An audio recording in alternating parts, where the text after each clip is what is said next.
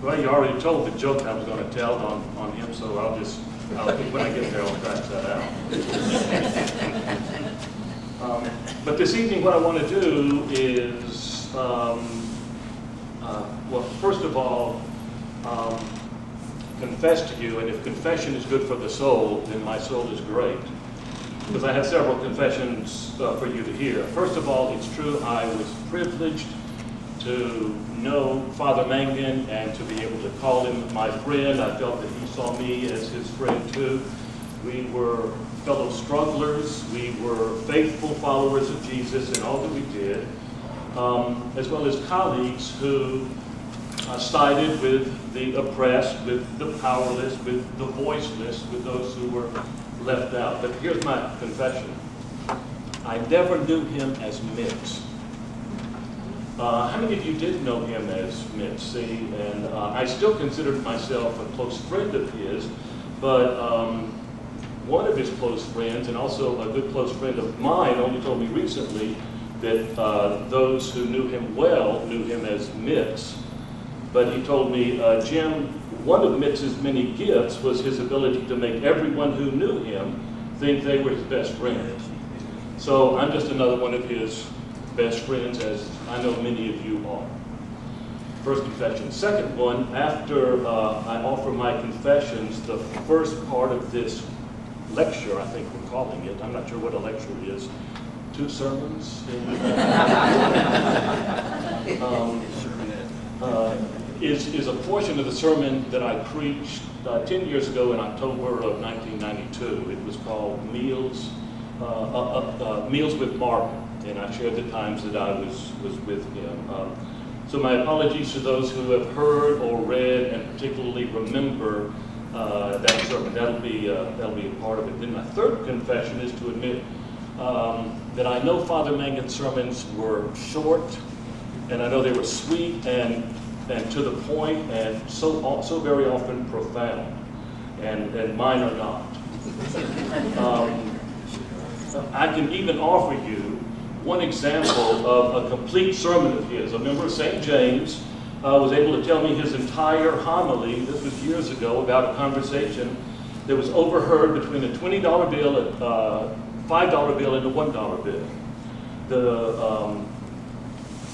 The $5 bill mentioned all the sites and places that he had been to, amusement parks, movie theaters, restaurants, and the like. And the $20 bill went next and spoke of the exotic, faraway places from Chicago and New York City to Paris, France, and London, England. And then they both looked at the $1 bill and saw how sad he was with a tear flowing from George Washington's portrait. And so the $5 bill and the $20 bill asked him, well, what's wrong? Why are you so sad? And the $1 bill replied, I've never been to any of those places. The only place I ever get to go to is church. And of course, then the $5 and $20 bills both said, church, what's that? That was a complete Father Mangan homily, and I'm almost ashamed to admit I've used that as an illustration in my 18-minute sermon on stewardship. It's already been said, you already know, he was a first-rate theologian, but happily spared his congregation to what I'd call juiceless jargon. But fourth, finally, I want to confess also that Bob Sampson gave me too much freedom in choosing a theme, whatever you want, and telling me how long I could be up here. And he told me some were very short and some were quite long. But I didn't ask, did that mean that some were too long? But here I am. I met Father Mangan on Tuesday, November 4th, 1992, at the Community Thanksgiving Luncheon that is an annual event. I was to give the Thanksgiving meditation, and he was to give the invocation. We sat next to each other at the large head table, and he introduced himself by saying, "Mangan's my name, and religion's my game." And I remember wondering, who in the world am I sitting next to? John Dunn is actually correct. I arrived in Decatur the early part of 1991 in March, and I think he'd come in January, a couple of months ahead. At the community Thanksgiving program, there were about 600 or 700 people, and he asked me, well, that I'd been here a while. Well, I didn't know he'd been here longer than I was, and he asked me, well, what kind of crowd is this? And I said, well, what do you mean? And he said, well, he had an old Irish blessing. It's kind of humorous, and he wondered whether or not I thought the crowd would be up to hearing it. Well, of course, since it wasn't me up there, I said, go for it. and so he did. Here's what he said. May those who love us, love us. As for those that don't love us, may you turn their hearts. And if you cannot turn their hearts, may you turn their ankles, so we will know them by their limp. What I loved doing was then, after I was introduced and got up, I accidentally on purpose stumbled over Martin's chair. People gasped, but Martin looked at me, but I gave him kind of a friendly scowl, and we pointed to each other and laughed together, and we're good friends with our relatively crazy sense of humor, as well as the passion that we had for justice. He also called himself spiritual fireman, on call 24 hours a day. That was another one of his. I always had fun with Martin Mangan. His impact, was felt by the city. You've already heard some when he arrived at St. James Catholic Church in January '91. At the age of 60, some wondered whether this elderly priest who had studied canon law at the Vatican would be satisfied in a struggling parish. But he said that the assignment was a dream come true, and that he was so glad to be in a section of town that had rich and poor, black and white. That's what he lived for. He rebuilt confidence in the church's elementary school, but became best known, as all of you know, for his support of the workers caught up in the labor disputes that shook our Decatur community in the 1990s. I didn't chain myself to a factory fence for 12 hours like he did to show his opposition and my opposition to 12-hour shifts. I wasn't, still not quite as brave as he. But I did gather with him and others at prayer vigils and meetings, and kind of in my own awkward way supported his passionate pursuit of justice and peace. Every January, and I don't remember one that wasn't cold, we walked the Martin Luther King Jr. March. We also met at the Unitarian Universalist Church once when they hosted a memorial service for Matthew Shepard. You remember Matthew Shepard was the one who had been beaten brutally to death as the victim of a hate crime against gays. Well, by then, Martin had been diagnosed with colon cancer, treated for it. He'd been through radiation, and now he was in remission. When the symptoms recurred the following May, though, radiation proved ineffective. And as he prepared for his last days, he wished to die at home. His parish, his family, and hospice promised to make his wish come true. My last conversation with him was 9 days before he died. And he was nearer to death than I had anticipated. But I assure you it was a special privilege for me to learn through Sister Glenda that Martin would like to see me. I don't know if that would, well, at least he would see me anyway. As an old friend and colleague, but he was in and out of consciousness, you see, and he was not seeing the public. In preparation to see him, I recalled Mitch Albom's book, Tuesdays with Maury. The author, Mitch Albom, it's about his time on every Tuesday with one of his professors during the last several months of his life. And when asked how someone can help, Maury, the professor, said, "Call me a lot, send funny things."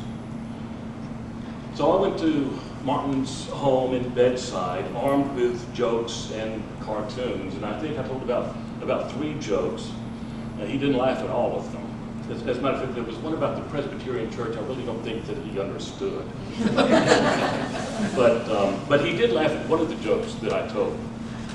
I bet you've heard this one too. It seems there was this Irishman who walked into a bar in Dublin, He orders 3 pints of Guinness and sits in the back of the room drinking a sip out of each one in turn. And when he finishes them, he comes back to the bar, orders 3 more. The bartender approaches him and says, you know, a pint goes flat after I draw it, but it tastes better if you bought one at a time. But the Irishman replied, well, I have 2 brothers, one in America, one in Australia, and I'm here in Dublin.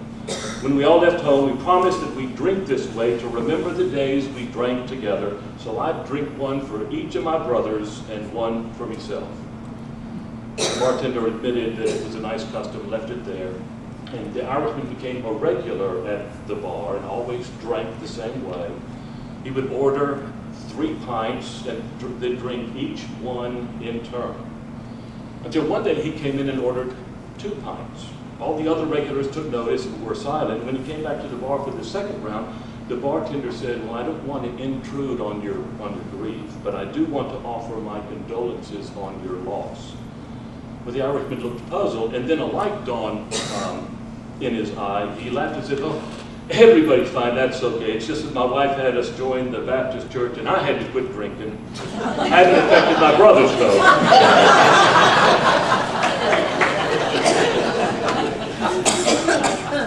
Martin liked that one. He even chuckled out loud. It was good to hear him laugh. In our brief time together, we did speak of things, some things seriously. We talked about women as leaders in his church, and he was sad that said it wouldn't be in his lifetime that the Catholic Church would ordain women to the priesthood.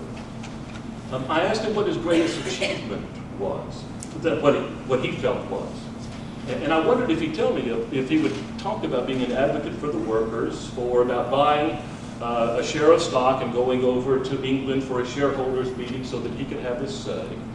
But after some thought, he said, being Christ to others and bringing Christ to others, showing Christ and sharing Christ and introducing Christ to others. He said he was most satisfied with that and added that it had been his privilege to be engaged in what he called a holy ministry. Well, I asked him what his greatest disappointment had been, and after giving it some more serious thought, he said, it was when I was unable to reconcile people back to Christ, or when I was the stumbling block that kept people from knowing Christ. Now, I couldn't imagine that ever being the case, but I didn't tell him that. I just told him I greatly appreciated his ministry and his presence here in our community. About that time, his sister came up the stairs. She told me she was the timekeeper, and my allotted 15 minutes with him were up. I thanked her for the privilege of being able to come, and thanked Martin again for his ministry and friendship, and offered a prayer, and Martin and I said goodbye to each other. A week later, I learned that Reverend Martin Mangan had died in his home. And with hundreds of others, including John Dunn, I went to his visitation on Monday, his funeral mass on Tuesday. And I guess I can skip the rest of it because you already talked about what the bishop said. And it's a great one. At my funeral, I'll be lying in the casket and somebody else will be lying in the pulpit. Martin and I hit it off right away with that, kind of a similarly ridiculous sense of humor. And we both had a strong penchant for the basic biblical principles. And by basic biblical principles, we mean social justice. Social justice and compassion which means to suffer with. And that was a characteristic of Martin Mangan, wasn't it? He was at the very least compassionate. A rabbi once asked, which is worse, the intolerance that commits outrage or the indifference that observes outrages with an undisturbed conscience? Martin would side with the rabbi, wouldn't he? The indifference that observes outrages with an undisturbed conscience. Mitz was not one to be contained. He pushed the edges, grounded in the tradition never contained him. And he was an activist because his faith called him to act. His faith, his friends, and all of God's people. And throughout his life, he acted for justice, and when he died, he left us larger-hearted and more caring and more committed as people of faith. Now, the only way I know how really to speak is reflecting with you on a scripture passage. You've already heard it. I don't know if you heard it or not, but we sang it. And it's Micah 6, verse 8. What does the Lord require of you but to do justice, to love mercy or kindness, and to walk humbly with your God? And that's a summary of God's demands on, as mediated through the 8th century prophets, God's expectations. They're not general norms like natural law or anything, but specific expectations placed on those who claim to be people of faith. And I see a great deal of similarity between Micah and Mitz, Micah and Mark.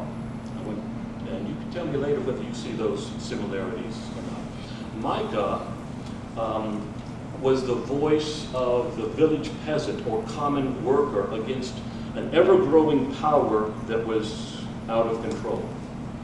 The workers watched the growing and shameless power of the urban, scientific, military, industrial establishment which had usurped the well-being of those not in the establishment. There was the elite's predictable agenda of census, taxes, and arms. Because you know the peasants and the workers were always the ones taxed for such what I'd call state adventurism. I don't know if any of this sounds familiar yet. But Micah raises the justice question with reference to the social development, the growing power of the urban state.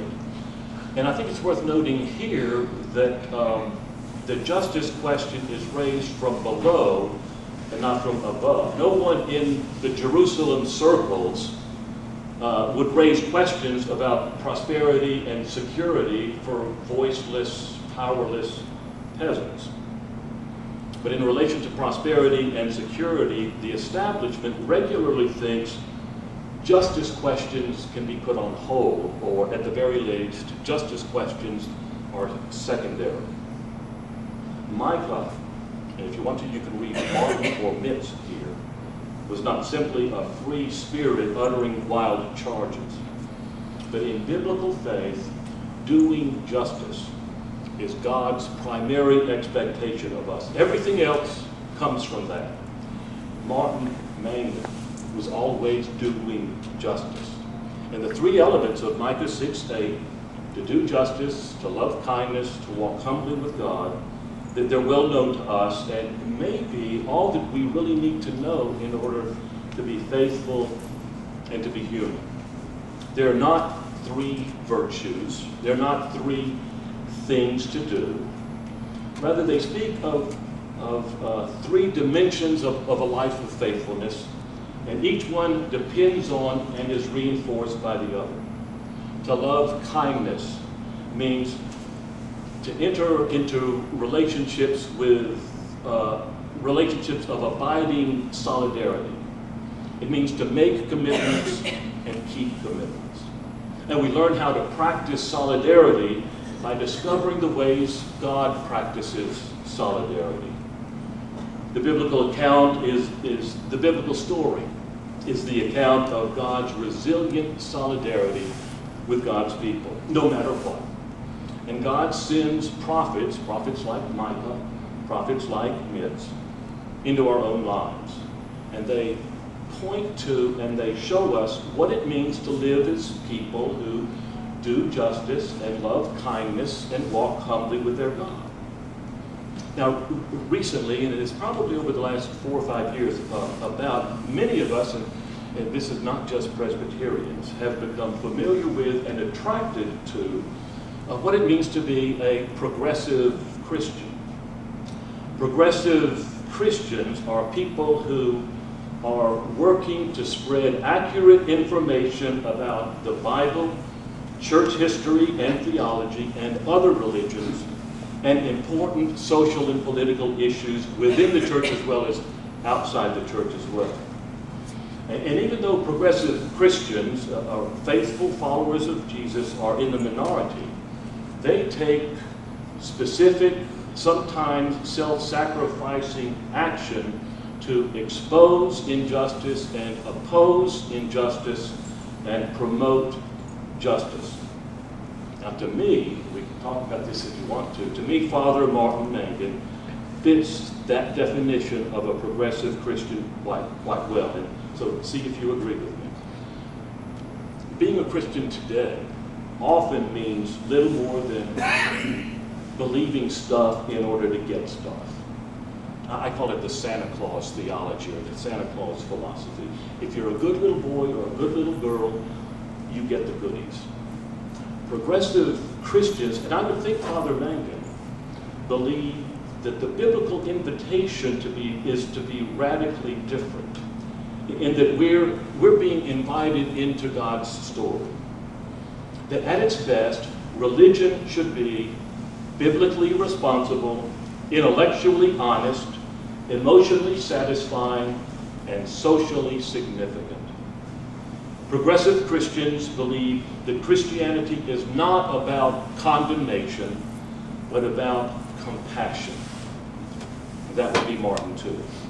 Christianity is about compassion, not theories of compassion, but compassion. Followers of Jesus are called to take action to save a dying world, not to just talk about how awful it is that the world is dying.